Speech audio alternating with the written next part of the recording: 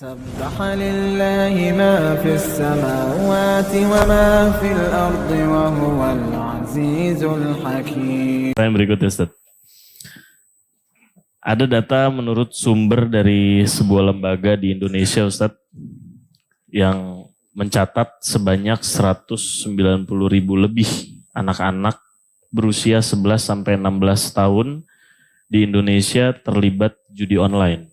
Dan transaksinya ini mencapai ratusan miliar. Mohon nasihatnya Ustadz agar para generasi penerus bangsa dan peran orang tua agar tidak terjerumus dalam perbuatan tersebut. Bermula dari orang tua, teman-teman sekalian. Orang tua ini saya sarankan terutama sang ibu, ya, lalu diikuti dengan ayah karena ibu lebih banyak interaksi di rumah dengan anak-anak. Lalu ayah nomor 2 dalam peran masalah ini ya. Jangan lepaskan pendidikan anak-anak ini. Baik itu pendidikan secara formal, artinya pendidikan lembaga yang kita ingin masukkan anak kita SD, TK, SD, SMP, SMA ini, kita yang pilihkan anak-anak itu. Dan arahkan kepada pendidikan agama atau yang berkualitas gitu ya. Kemudian juga kita hindarkan mereka dari apapun yang berbahaya bagi mereka di masa depan. Karena anak-anak tidak mengerti pergaulannya, lembaga pendidikannya, segala macam gitu ya. Ini penting sekali. Betul juga dengan di rumah. Sering terjadi komunikasi, sering tanamkan pendidikan agama, mana yang halal, mana yang haram itu selalu ditanamkan. Jangan biarkan teman-teman si ayah sibuk dengan alamnya bisnis selalu safar di luar negeri. Kemudian ibunya juga sama sibuk dengan wanita-wanita karir yang lain. Isinya anaknya cuma dididik sama pembantu rumah tangga atau dibiarkan saja di rumah atau dititip di rumah mertua. Rumah mertua pun mertuanya juga sibuk dan segala macam hal. Hanya membuat anak-anak ini terbengkalai. Kan gitu. Ini inti permasalahannya di situ sebenarnya. Karena kebanyakan orang tua melepas masalah ini. Dan di antara hal yang harus diperhatikan adalah selalu hubungkan fasilitas yang diberikan kepada anak-anak dengan prestasi. Jangan kita royal memberikan uang tanpa ada prestasi. Begitu juga dengan kalau melakukan pelanggaran, jangan biarkan tanpa hukuman. Harus itu dalam pendidikan. Kalau mau bagus dalam pendidikan, anak harus begitu. Kita mulai dulu yang poin pertama. Kalau kita ingin, dia minta sesuatu nih, ayah, ibu, abi, umi, apalah dipanggil. Saya tolong belikan saya ini, tolong ini dan itu misalnya. Minta apa saja. Oke? Hubungkan dengan sesuatu prestasi. Boleh. Tapi hari ini ayah atau abi atau umi harus lihat kamu sholat 5 waktu ya. Bisa.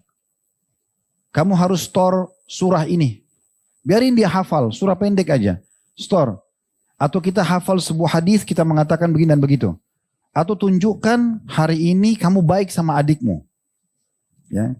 Atau kamu begini dan begitu misalnya. Ikutkan setelah dia raih prestasi itu, berikan dia apa yang dia mau. Gitu kan? Jadi dia tahu, oh ternyata saya harus prestasi positif baru saya dapat ini. Itu penting sekali teman-teman. Banyak orang tua royal sama anak-anaknya tapi tidak dihubungkan sama prestasi. Ini sayang sekali. Dalam pendidikan anak ini sayang. Jadi teman-teman pun di sini yang hadir yang belum masih bujang, masih gadis belum nikah, kedepannya pendidikan anak itu penting. Apalagi kalau yang sudah punya anak-anak. Ya. Itu yang pertama dari satu sisi. Sisi yang lain, kalau melanggar teman-teman, berikan hukuman, tapi sesuai dengan levelnya. Sesuai dengan levelnya. Ya. Kalau di bawah 7 tahun, itu kita berikan dengan nasihat. Ya, tuntunan yang benar. 7 tahun ke atas, itu bisa dengan hukuman fisik. Masalah memukul. Kalau sudah melanggar batas. Makanya Ali bin Abi Thalib mengatakan, didiklah anak kalian dengan 7 tahun dikali 3. 7 tahun pertama dengan kelembutan. Dari bayi sampai umur 7 tahun. Karena ini masa mereka belajar. Contoh misalnya sering saya kasih contoh di pengajian ini. Waktu pernah kita bedah buku begini dan mendidik anak dalam Islam. Kalau di umur ini dia naik ke atas pohon. Misal anak kita naik, sudah terlanjur naik ke atas. Di sini 2 opsi. Antum marah sama dia. Kenapa naik ke atas gini-gini? Ini bahaya. Karena ketakutan bisa jatuh dia, lebih besar bahayanya, efeknya. Tapi kalau kita bilang, oh anaknya ayah atau anaknya ibu pintar naik, pasti pintar juga turun. Dia turun kemudian baru jelaskan bahayanya kalau dia jatuh. Tapi 7 tahun kedua, 7 sampai 12 tahun ini butuh ketegasan. Ketegasan bukan kekerasan. Jadi misalnya ayah tidak mau kamu buat ini, ibu nggak mau kamu begini, kamu harus begini, itu ketegasan namanya.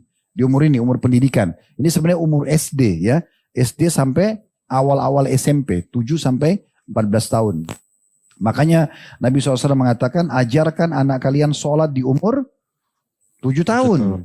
Dan pukullah mereka di umur 10 tahun. Ini kan ada masa ketegasan di situ. ya.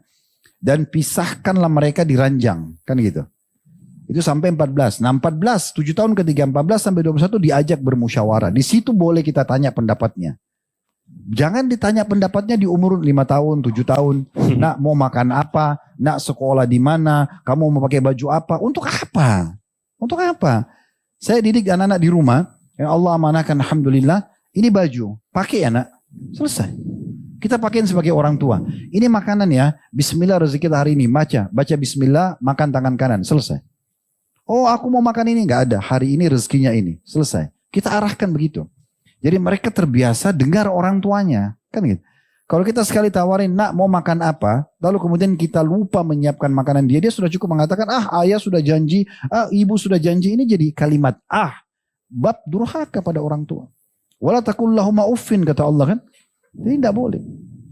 Tidak usah kasih pilihan. Termasuk sekolah. Ini sering kami kasih saran gitu ya. Si suami umur 30 tahun, si istri umur 25 tahun, anaknya 7 tahun. Mau pilih sekolah. Diajaklah suami istri ini pergi sekolah A sama sekolah B.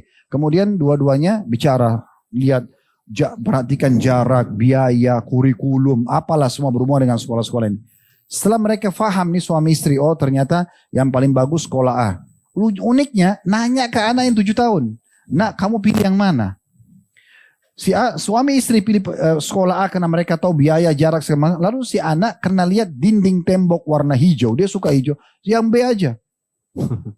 Yang 30 sama 25 tahun ikut yang 7 tahun. Ini benar gak sih? Akhirnya harus jarak jauh, biaya. Hanya karena dengar, ini anak gak ngerti. Biasakan terdidik bakti sama orang tua mulai dari ketaatan itu. Justru kalau sayang sama anak-anak, kita yang pilihin bajunya, makanannya, sekolahnya. Biasakan itu. Kalau antum didik dengan pola seperti ini, nanti setelah dia menikah pun, pernah lihat gak ada orang anak-anak atau kita mungkin ya sudah dewasa. Saya pun merasakan itu, subhanallah. Kalau setelah menikah pun saya masih tidak pernah lepas dengan orang tua. Untuk tanya bagaimana sarannya, bagaimana pendapatnya. Karena kita merasa dididik dari kecil seperti itu. Kita tidak pernah merasa harus lepas dari orang tua. Nah itulah fungsi orang tua. Kita dijadikan orang tua untuk itu. Oleh Allah SWT. Supaya kita mencetak anak ini seperti yang kita inginkan. Nah itu penting. Jadi mulai dari situ dulu teman-teman sekalian. Ya mulai dari situ. Sama tadi fasilitas saya bilang. Hati-hati. Karena orang tua kadang-kadang royal kasih ke anak dan tidak dikontrol. Bagi dia yang penting bagaimana kasih ke anaknya. Anaknya tahu temannya judi online. Dia ikut juga. Kan gitu. Dan subhanallah judi sudah jelas haram dalam Islam. Judi itu sudah haram dosa besar. Plus juga dari 10 transaksi mungkin 1 yang berhasil. Memang sudah begitu. Tapi syaitan hiasi seakan-akan dia akan menang terus. Padahal sebenarnya tidak. Ya, kita berharap tentunya ini pemerintah turun tangan juga dalam masalah dan serius dalam masalah ini ya. Itu judi-judi online itu harusnya ditutup. Harusnya gitu kan. Karena memang merusak negara. Merusak generasi masyarakat. Tidak ada manfaatnya. Mau dinamakan hiburan juga banyak sekali hiburan yang bisa mendatangkan ilmu pengetahuan, edukasi kan gitu. Museum, perpustakaan, ya, sejarah banyak sekali yang bisa kita jadikan edukasi yang akhirnya masyarakat kita berkembang jadi generasi yang justru memimpin dunia kan harus begitu. Kalau di judi online ini jadi kacau semua hidupnya. Kalah judi mencuri. Umumnya kalau kita dengar cerita para pejudi ini itu luar biasa. Dia habis kalah, dia harus jual barang ini, dia harus begitu, dia harus sampai cerai sama istrinya, memaksa orang tuanya mencuri. Oh banyak sekali kesalahan yang lainnya. Dan ini berbahaya sekali. Jadi kita berharap tentunya dari sisi internal, para orang tua mendidik anak dengan baik, jangan mudah memberikan fasilitas tanpa ada hubungannya dengan prestasi-prestasi yang baik juga, sehingga mereka tidak ke sana. Dan kalau sudah mulai anaknya cenderung kepada satu masalah, maka dia masuk segera menyelesaikan masalah tersebut ya. Tapi dengan cara yang baik, dengan cara yang santun. Karena anak yang sedang mati masalah teman-teman, kita ini sebagai orang tua di posisi antara dia pilih kita atau temannya. Maka kita harus betul-betul hadir di sini sebagai orang tua dan sebagai sahabat dia. Ngobrol dengan baik, dengan santun, berikan dia jalan keluar, maka insya Allah dia akan bisa menerima masalah itu. Allahu a'lam. Dari sisi lain, eksternalnya adalah bagaimana pemerintah lebih tegas dengan masalah ini demi untuk perkembangan dan kebaikan generasi kedepannya dari masyarakat kita. Allahu a'lam.